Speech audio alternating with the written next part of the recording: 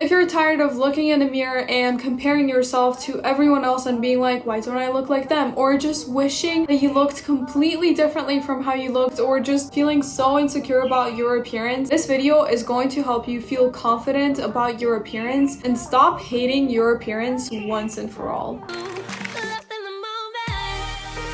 Hi Nebus friends, and welcome back to my sleepover. Today's video is really close to me because it's something that I had to go through, and it's something that I know a lot of other people are going through just from the comments on some of my YouTube videos or just by seeing my friends feel the same. Ever since I graduated from high school, I've been extremely confident about myself, but around a month ago, I started feeling so insecure about my appearance, and at some point I was having a talk with my best friend about it, and after talking to her, what she told me kind of made me start working on it and trying to figure out how to accept my appearance, how to feel confident about my appearance, and how to fall back in love with who I am. So in this video, I wrote down all the tips and all the things that I did in order to feel confident about how I look and in order to just stop hating my appearance. In the first part, I'm going to be telling you guys some things that you can do, and in the second part, I'm going to be telling you guys some mindset shifts that are going to change your perspective forever and actually make you stop hating yourself and how you look. So let's get into this video because I'm going to make you a bad bitch that is in love with herself. So starting off as usual with more basic and getting towards more unique tips, so you guys should stay till the end. Let's talk about tip number 1. That's how people want to see you. You just have to let them. But what if I want to be seen as more than that? First off, if you are unhappy about your appearance, define what exactly you are unhappy about. There are things that you can change about your appearance. If it's something that you can change without honestly costing your mental health, because I'm gonna put that disclaimer out there, don't push yourself to the point of the same goes for your hair color. Me personally, I love blonde. I always wanted to be blonde. So I dyed my hair blonde and it makes me so much more happy. Another thing that you can change to make you feel better about yourself and your appearance is actually your style. If you don't have a defined style and if you don't have a style that you love, what you can do is actually work on developing a style that you're completely in love with and the style that you feel expresses you a lot. Having a cool style already makes you feel so much better about yourself, and it's something that you can be proud of about yourself. So many people that I've talked to have said that having a cool style and the style that they're proud of makes them feel way more confident in themselves. And when dressing, try to highlight the parts that you love about yourself. But when it comes to things that you cannot change, for me personally, it was my nose, my eye color, and kind of like overall the way I look that was giving me the biggest problem. When I was talking to my friend, the picture that I sent her of how I wanted to look was this one right here, and my friend was like, girl, you're trying to be a completely different ethnicity at this point. And I realized that that isn't really doable, and at the same time, there are people who look amazing who have my type of appearance. By making my Pinterest show me more pictures of people who look like me and look good, and also following people on Instagram who look like me really inspires me. So follow people who look like you and train your Pinterest to give you pictures of the people who look like you. That is going to make you feel so much better about your appearance, because a big pressure on us hating our faces is honestly coming from the media. Right now, there's hyperfixation with these TikTok filters that make your nose look as slim as possible, your lips as big as possible, your eyes just like fox eyes all the way. And it's also important to note that that wasn't always the beauty standard, and most celebrities have things done to them and to their photos as well. Every single picture that you see, it's angles and edits. So obviously there is a pressure when that's all you see to feel like you also want to look like that, because that is considered as pretty. But saturating your feed with people who look like you, people who actually show their natural bodies, is going to be really, really good for you. And if it's not the media, but you kind of feel insecure because someone you liked said something about you, or someone you liked didn't like you back. Maybe you liked this guy and he was like, oh, I'm sorry, I only like blondes, and you feel really insecure about that. Or you like someone and the person that they like is nothing like you. Honestly, I just thought of Olivia Rodrigo's driver's license when it's like, she's everything I'm insecure about, or Tate McRae's She's All I Want to Be, where it's like, she's got everything that I don't have.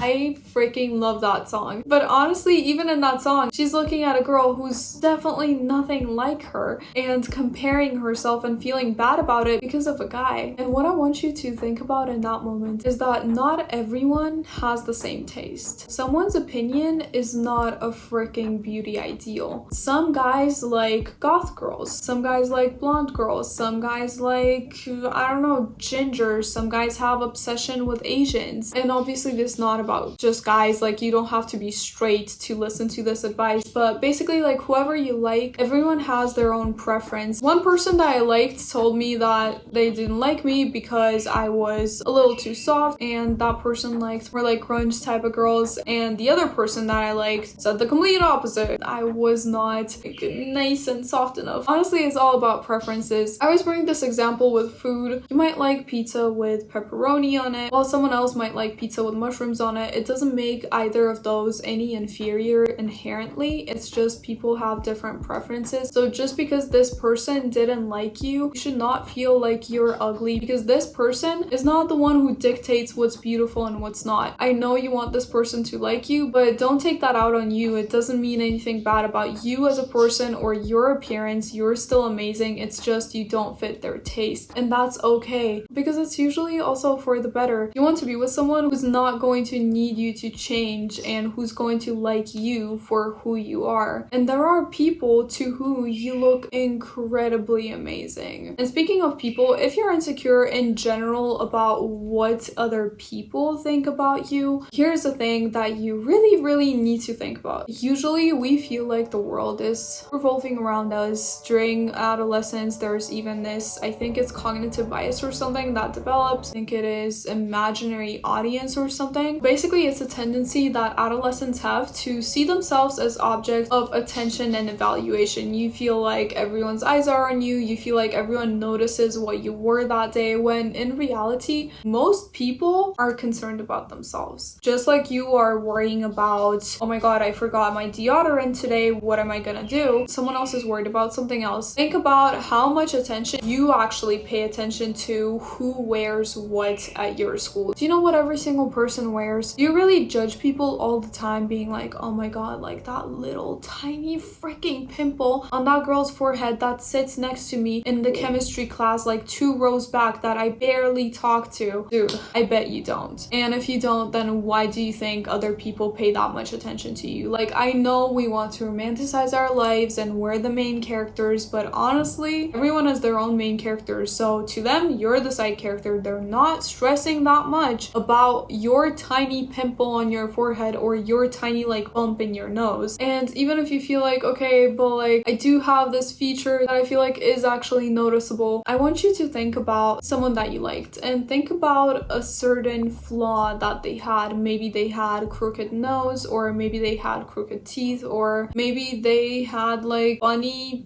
hair that wasn't that thick or something. I bet when you liked them, that flaw actually became an asset to you. I had a similar thing back in high school. My freshman year, I had a crush on this guy who had a really funny nose and also pretty thin hair, but I loved that nose so much. That was my favorite thing about that person. So the people that don't know you, they don't even notice those features that much. And if someone likes you, your friends, your partner, that feature is going to be even more attractive to them. Plus, it makes you unique. Think about Sarah Jessica Parker. Think about her nose. It's not the most conventionally attractive nose, but it just gives her such charm to her, and it's really a part of her, and it makes her so unique and honestly so charismatic, to be honest. And this also brings me into the point that there are so many different types of people and so many different types of beauty, and all of them are beautiful. This girl and this girl look nothing alike, but they're both beautiful. Same goes for this one and this one and this one and this one, and the list goes on. There's no one definition of beauty. Even throughout time, the definition of beauty has changed so much. There was the skinny zero supermodel, then there was curvy, then like back in the very old days, it was actually beautiful the more overweight you were. So if it's because of other people, think about that. If it's because you personally don't like your features, change what you can, and what you can't change, own it with confidence, because it's something that makes you stand out. It's something that makes you unique. And most of the time, I feel like it's because we feel like other people like a certain thing, or we should be a certain certain way, but you shouldn't really be in any way. Whatever makes you happy, just make yourself feel confident and pretty. That's the most important part. Other people's opinions I've already covered. The most important thing is for you to feel good. Additionally, affirmations go a long way. Even though you might roll your eyes about this, trust me on this, do affirmations. Tell yourself about the parts of yourself that you like, because it might be hard to straight away be like, oh, I look incredible, when you kind of feel really bad about yourself. But I love my eyes. I really like my lips, for example. Just start with that and build up from there. At the same time, one thing that you can do is you can text your best friends and ask them what they love about you. And that can be a great confidence boost. So yeah, those were the tips that made me feel good about myself. Now, if you want to know some more confidence hacks, then check out this video right here. And if you want to check out some hacks to look good and feel confident without makeup, then check out this video right here. And I love you guys so much, and I'll see you guys in my next one. Bye!